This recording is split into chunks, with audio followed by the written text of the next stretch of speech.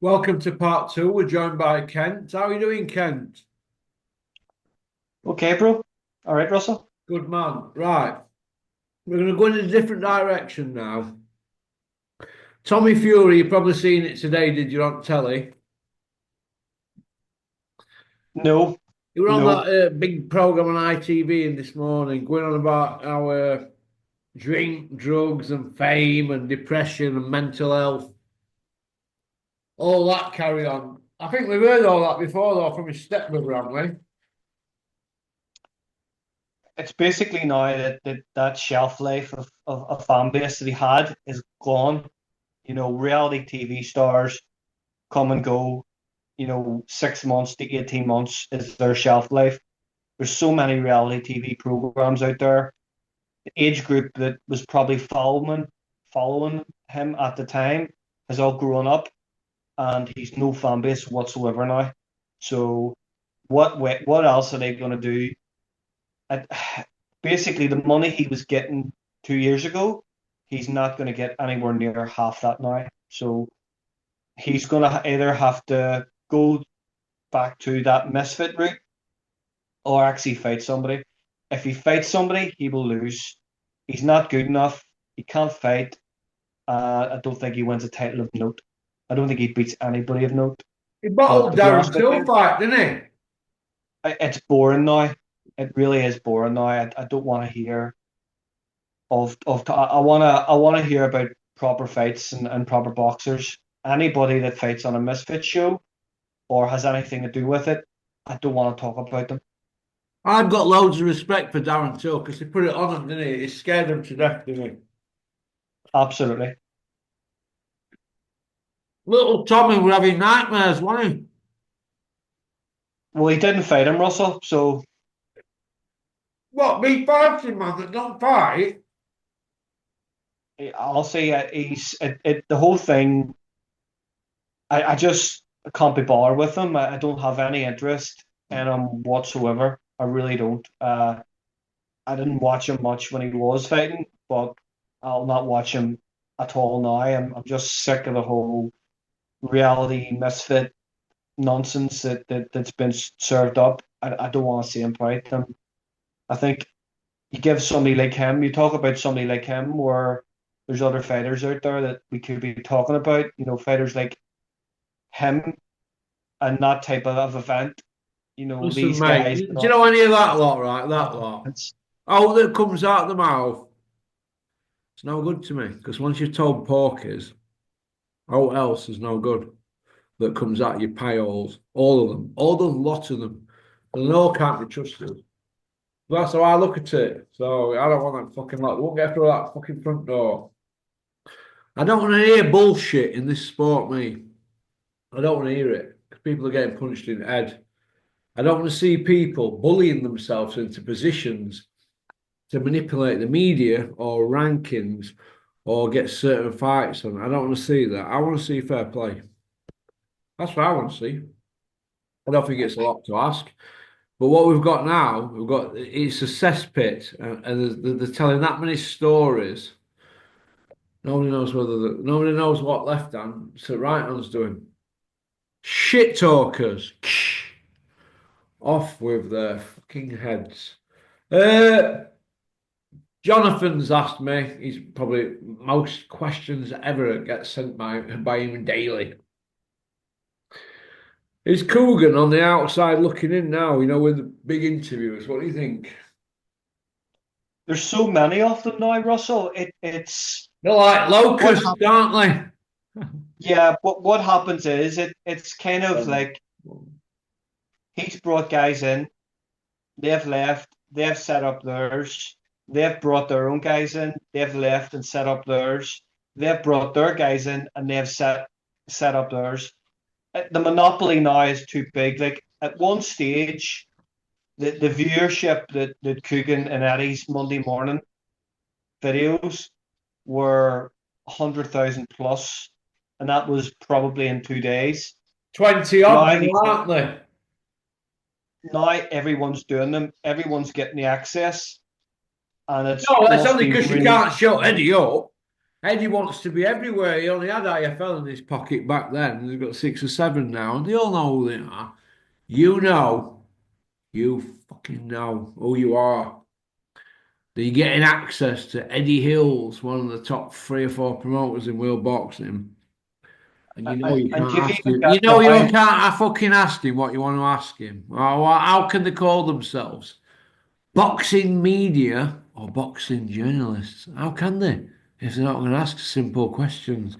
Very simple ones, Kent, like why is Conor Benn ranked WBC number 3 and he had fought for 37 months in that weight division?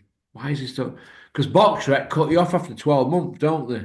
But the WBC, according to their rules, they're the same, but they're not, are they? They invent it as they fucking go along. If you're not fighting and you're into your 4th year, you're not fought in that weight division, how would you command the ranking in that weight division? How? How can that be? Drive me mad, Kent, won't it? This is going to drive me mad, this sport. Anyway, we've covered Tommy Fumballs. We've covered McCauley. I mean, how can he go in a ring at that weight and think he's going to do out, Kent? it's got this stage now where he had that massive win against Jared Anderson. That was him, and he got massive money for the Parker fight, and I'm sure he got well paid for the Jagba fight. He's over there, in Congo. He's building properties, he's cars, he's building a shopping center. Financially, over there, he would be a multi-millionaire, like a multi-millionaire. So it's just a hunger thing. I don't see a hungry fighter there. I don't see that fighter that I seen 18 months ago, 2 years ago. He was traveling around Europe as a B-side, fighting the likes of Takam, fighting the likes of Tony Yoka, waiting for an opportunity. Vast majority of the money that he earned before that was sparring, and now he's in this safety net of Riyadh season, and all these fighters, Russell, all of them, all the fighters in Riyadh season have got a safety net now of being on them shows and getting a fortune. And you look at those fights at the weekend, 11 fights, no knockouts. It was the worst weekend of boxing I have ever seen. It was dreadful. I thought the main event, Canelo and William Skull, was quite possibly the worst world title fight I've ever seen. Never mind undisputed. How, like you're talking about what's right and what's wrong here, and so basically they announce Calano the fight William Skull for the undisputed, but basically they have got Crawford and Calano for September after it. So would it not be a massive conflict of interest for William Skull to come into that fight and actually try and throw a punch and possibly upset the apple cart? How is that fair? Listen, I thought he was shite. Frotch would have wiped him out inside 4 rounds and Calzaghe. Did you see the state of him?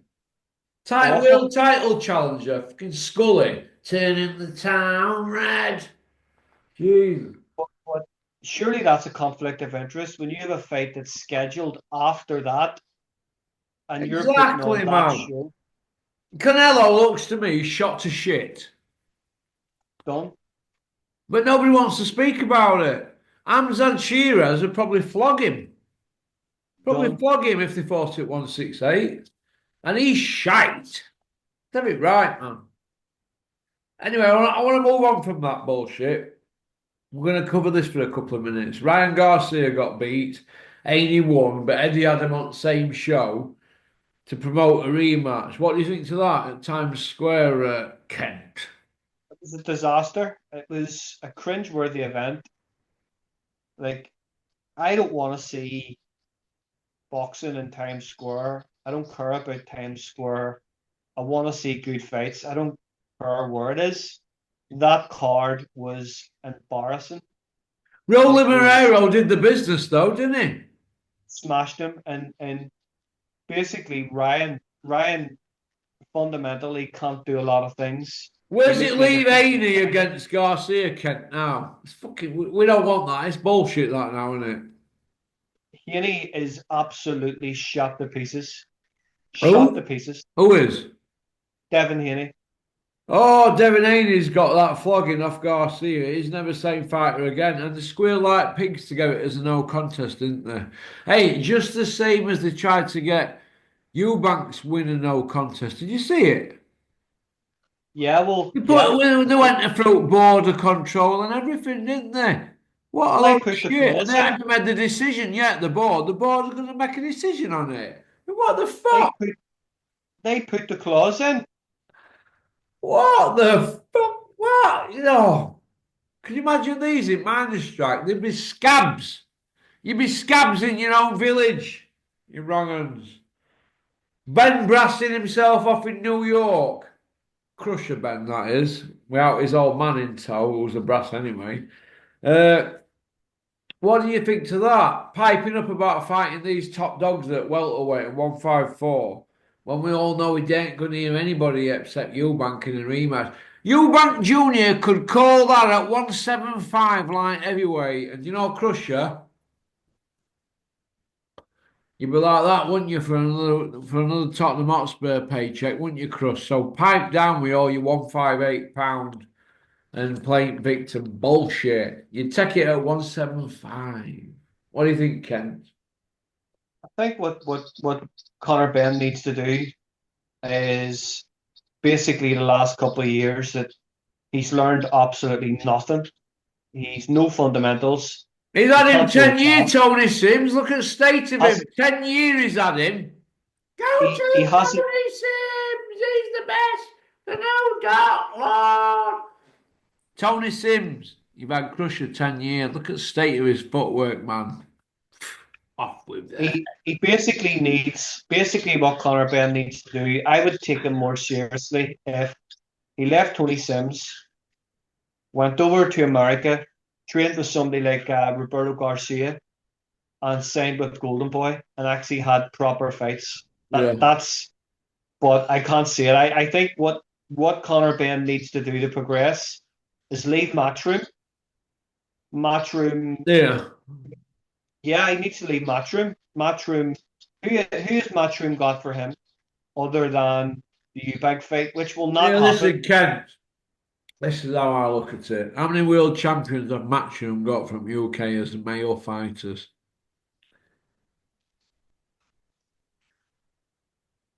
None. Zero. Eddie Hills. Eddie Hills has probably got a better chance of winning the world title than the rest of his stable. Joshua's shot to shit. Crusher Ben's British Masters level. We could fluke in English with a bit of. We're getting in if they got him in the right position, they could buy him an English title. But I could put Gwyn Whalen with him now at £154 and he'd get flogged. So I don't rate Crusher. It's full of shit. Right? What did you think to Crawford holding Turkey's hand like some fag? Did you see it? Did you Well, see Frank Warren and Crawford Eddie Hearn have been holding doing it for the hands last with 6 years. Turkey? Did you see it? Well, Frank Warren and Eddie Hearn have been doing it for the last few years. So Yeah, I know, but it doesn't sit with me as real men. You know, where I'm from, you won't get men walking down the street like that because you think they were like batting for other team. So I don't like to see big, scary, masculine boxers reduced to holding hands with a man with a tea towel on his head. I don't like to see that, Ken. I can't get my head around stuff like that. I can't. Get me a topperoni, yeah, sweetheart. Yeah, go on, you were saying, Ken. No, I'm just trying to tell it straight, Ken. I don't want to see that turkey holding hands with people that are pound for pound, like Crawford.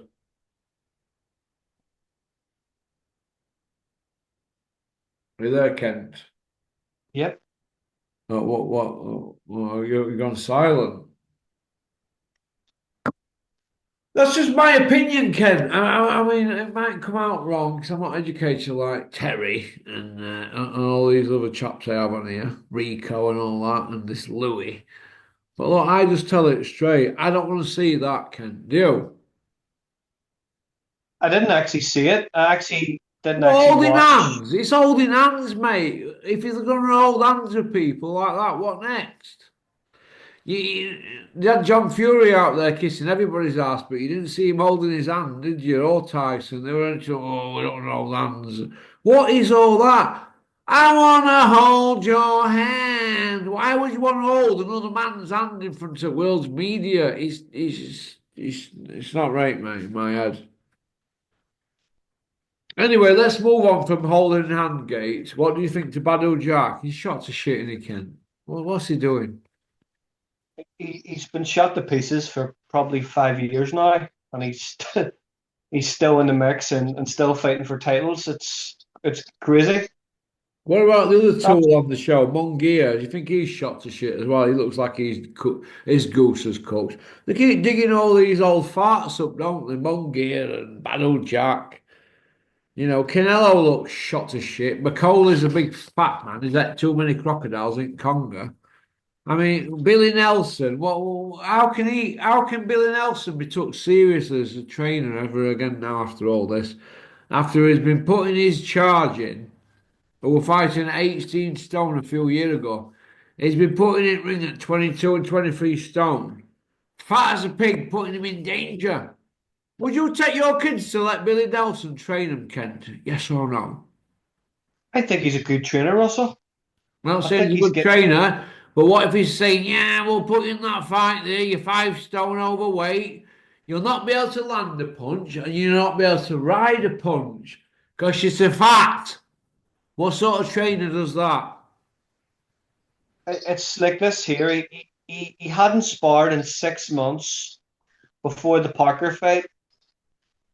He took the Parker fight, which I thought it was Well, a that's bad his decision. fault, isn't it?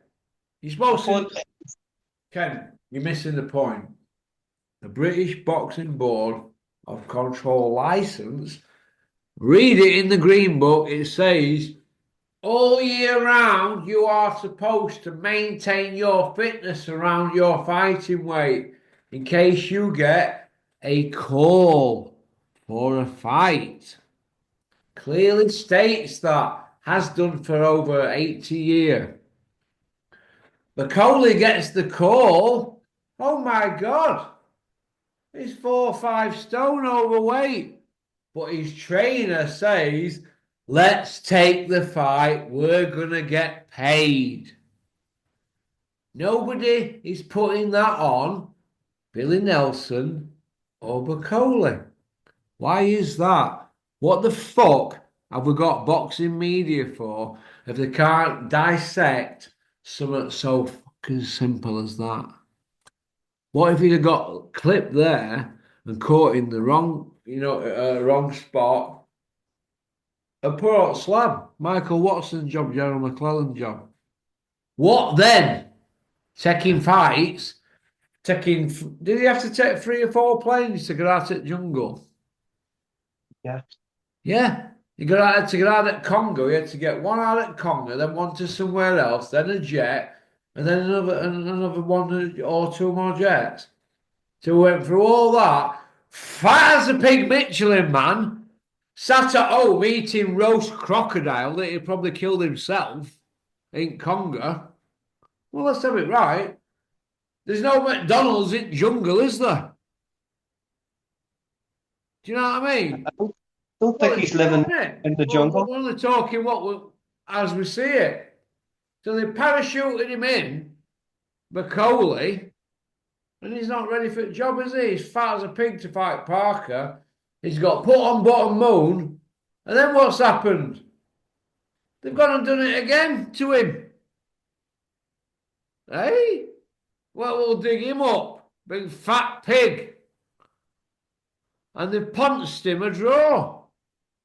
But nobody's putting it on these fuckers, are they? Only me. Me. I'm the only one putting it on these lot, Kent. Me, on here. I'm a one-man band. That's what I am, kid. Get ready. I haven't started. We hadn't even started. We're building up to the crescendo. I think the part of the agreement of taking the Parker fight was the Ajagba fight was actually scheduled. So Yeah. that was a part of the agreement that, win or lose, he was going to have that fight again, and it was easy money. So basically, he hadn't run a punch in 6 months. Billy Nelson had said that he told Martin told Billy that he had been training. So, he was back home in Congo, and Billy was back home training. So he has to take his word for it. And Billy Nelson can't be with him 24/7. It's up to him as an athlete to be fit. It's up to him as an athlete to be fit when he's away from Billy Nelson. So Yeah, they got after that McCracken's fight. like that, isn't it? You know what, Froch? He'd do 2 weeks on his own, knocking a couple of pounds off and getting a bit sharper, and then he'd do a 12 week with McCracken. But McCracken wouldn't go out there in the morning while they're doing runs. Whereas Joe Gallagher, he'll go out there, he'll like drive 1 mile, then wait, end at road, and then box a goodbye, and then he'll go to the next mile so they know where they're at. Do you know what I mean? Yeah, Same with Robin Reed's trainer, what was his second name? Brian Hughes. Brian Hughes. He used to do. They used to go over Saddleworth, and I know the run they've done because Robin Reed showed me it. And they'd do 10 miles Saturday, Sunday. They won't do that every day, like Froch or Clinton Woods, them lot. They'd do that on a Saturday and Sunday, and Robin said, "Oh, he couldn't sleep Friday night." He said, "Oh, I could never sleep Friday." I said, "Why?" He said, "Because not that he'd been out partying, he said, because I knew what were entailed, on the Saturday. 10 miles, it's a big run, that, isn't it, Ken? For a boxer. Because boxers are like 4 to 6 mile, aren't they? So a 10 miler. But Robin It's Reed big. was fit as a butcher's dog, wasn't he? That would give him, that 20 mile a week would give him basically an opportunity to eat whatever he wanted during the week. Yeah, well, Because that's they're why they not, did it, didn't they? So they had their own thing going. Whereas Joe G and them, they're 6 mile men, aren't they? Like Butler and Crawler, Quigg, and all them. Because Quigg's big on that cardio thing. But where Quiggy lives, he goes, I forgot. Frank Smith showed me it. My pal Frank who's been on channel. He showed me this thing that Quigg used to run up in the morning. And he said, "Oh, that's where Quiggy used to run." And that's a good run. But he used to lap it up. But not everybody likes the runs in the morning, do they? Not everybody's keen as they can. it's basically very important that they've got that aerobic base of their runs to get Yeah. them fit everywhere else. I think they're running for keeping their weight down, for basic aerobic condition the heart and lungs, for everything that they're going to do in the gym, Yeah. as well as sparring is so important. It's that's your engine as a boxer doing that. It's very, very important that Yeah. if you're Okay. not doing that, you will not have gears as a boxer. No, you know what Frotch always used to say to me? He always used to say this. You know what? I want to be a professional boxer. You ain't just got to be a boxer. You've got to be a middle distance runner. You've got to have all sorts of attributes to mental strength. You've got to have everything, haven't you? And it's not just like being a footballer and kicking a bag of wind about or chasing a rugby ball and going into scrums. There's all sorts of stuff, weight and this and that and pressures and special kind of guy to win a world title. Anybody else out there, you've got British title, European, Commonwealth, world titles. You've got to give him respect. It's the hardest sport in the world. People keep going, "Oh, somebody sent me some." Listen, you prick, sending me stuff about American football. You wear shoulder pads. silly cunt. Some guy, man. Oh, every day, Kent. He's like chipping away at me about American football and the Rose Bowl and all this shit. You wear shoulder pads and helmets on your heads, you helmets. At least our rugby lot don't do that, do they, Ken? You know what I mean? Look at Bill Beaumont, man. You know, a bit of Vicks rubbed on legs and that, and a big muzzy steaming to anybody, wasn't it, Big Bill?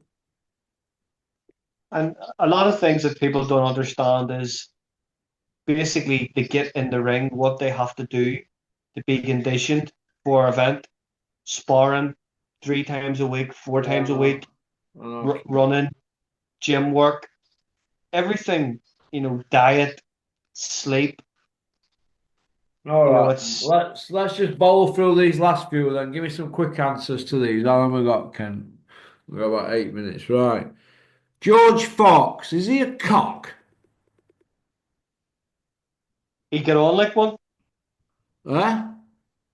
he behaved like one, it's I Disrespecting see Usyk like that. Oh my God! You know we need to cherish Usyk, man. He's legend. He's legendary. We need the to way he like behaved with the kneel way he before behaved Usyk. the way he behaved with Usyk was embarrassing because you just have to go and watch him fight I to know. see Oh, George Fox and his dad, awful. big fucking Good Don God. Charles, a brass. Oh, Jerry Chisora sacked 6 times. They went begging back. Don't talk about morals and principles and manning them in moments to us, George Cox. Go on, piss off, George Fox. Sorry. It's Hey, Don they just took Charles. it. He was on Dennis's show, wasn't he? Next month, they've just took him off it. He's not on Dennis's show. Max has been took off as well. He were fighting Phil Williams.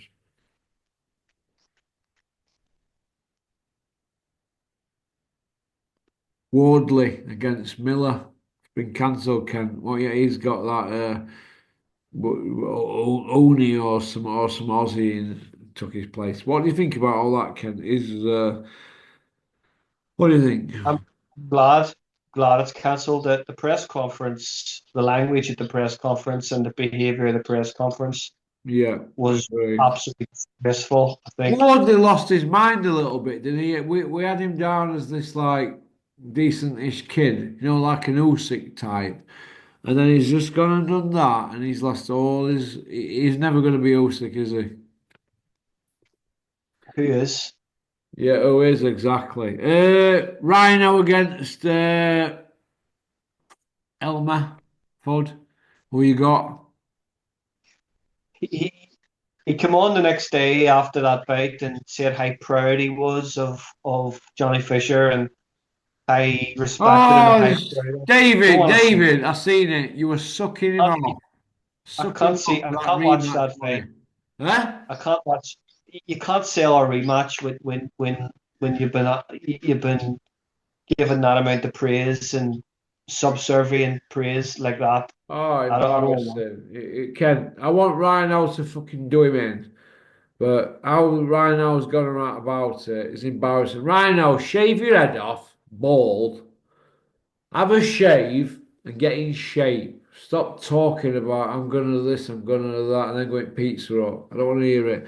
Right, Ken, Fury, Wilder, Usyk, Dylan White, Del Boy, Bacoli, and Wallin. Which one of them lot is shot to shit? Is Fury shot to shit? Yes or no, All of them, Tyson? all of them, AJ, all of them, Wilder, all of them, Dylan White. all of them, Del Boy, Chisora, all of them, McCauley, all of them, Wallin, all of them. 2, 4, 6, 7, and the last one, Usyk, is he shot to shit? No, No. So basically, all them lot are shot to shit. Is Bellew and Hay in that bracket with them lot except Usyk? yeah, absolutely. But why is David A talking about comebacks and Tony Bellew? Not gonna get back. He's one shoulder and he's a ruptured Achilles. He's never going to get back. Never. Okay, Saudi, Turkey. He got rid of Bricktop. He got rid of Eddie Hills. He put a lot of money their way. now he don't want to work with them. He's now working with a partner who's never put a boxing show on in his fucking life. Is that an insult to Britain's top two boxing promoters and probably the top two in Europe? Yes or no? So basically, Turkey Al Sheikh came into a sector that he didn't know. So how does he learn about the sector? He gets people that run the sector, bring them in, watch how they do business, see what they do, sit back, not criticize it, learn from them. And when he's learned everything he needed to know, it was like, thanks, but no thanks, see us later. Dana White, is going to be in charge of it. Dana White now, you look at what Dana White has achieved away from UFC. All his businesses have been a disaster. He never actually owned the UFC. The Fajita brothers owned it. He ran it and managed it for them.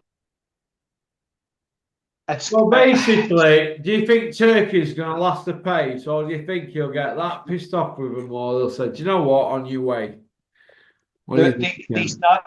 not going to get the fighters. He's not going to get the fights that he wants in his own brand of boxing with the pay scale that they're looking at paying. It's not going to happen. It's not going to happen. Dana White now is jumping into boxing because UFC now do not have the name brand fighters that they did 10 years ago, or even 5 years ago, or 15 years ago. So their figures are, name me one UFC champion right now. I can't. John Jones.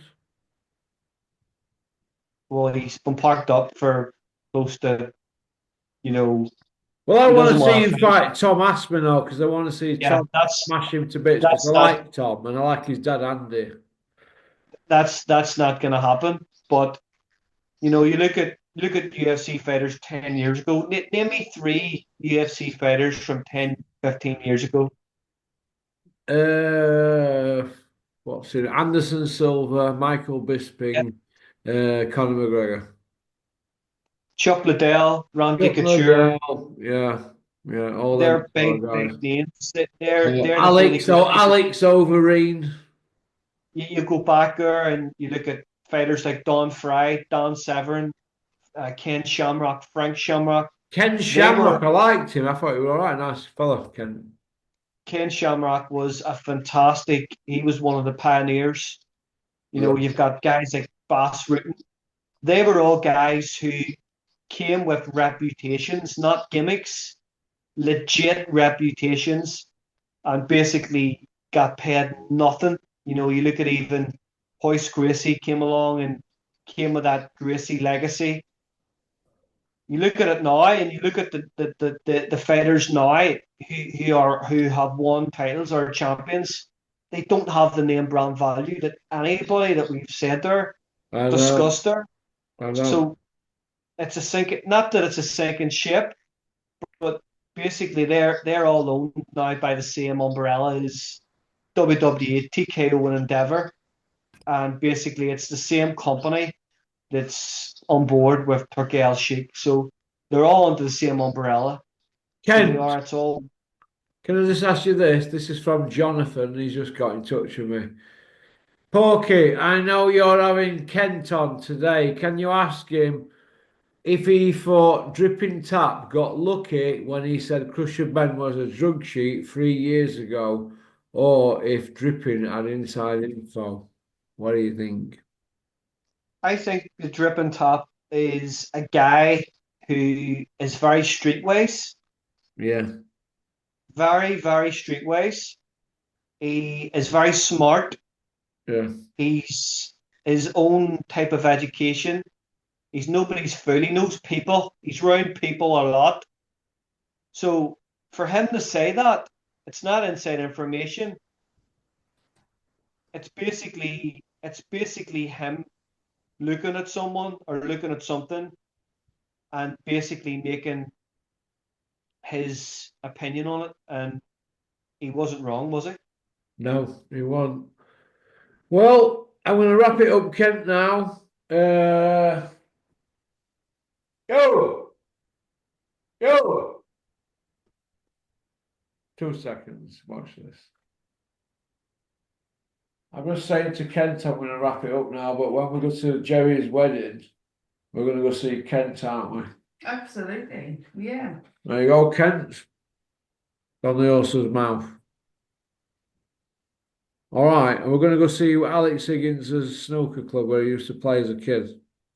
I don't think it's still there, Russell. Oh, It's the not jam there. pot. It's not there. Definitely Oh, not. sorry to hear that. Okay. Are you all right, Kent? Yeah, cool. Is your mum all right? Yeah, everything's good.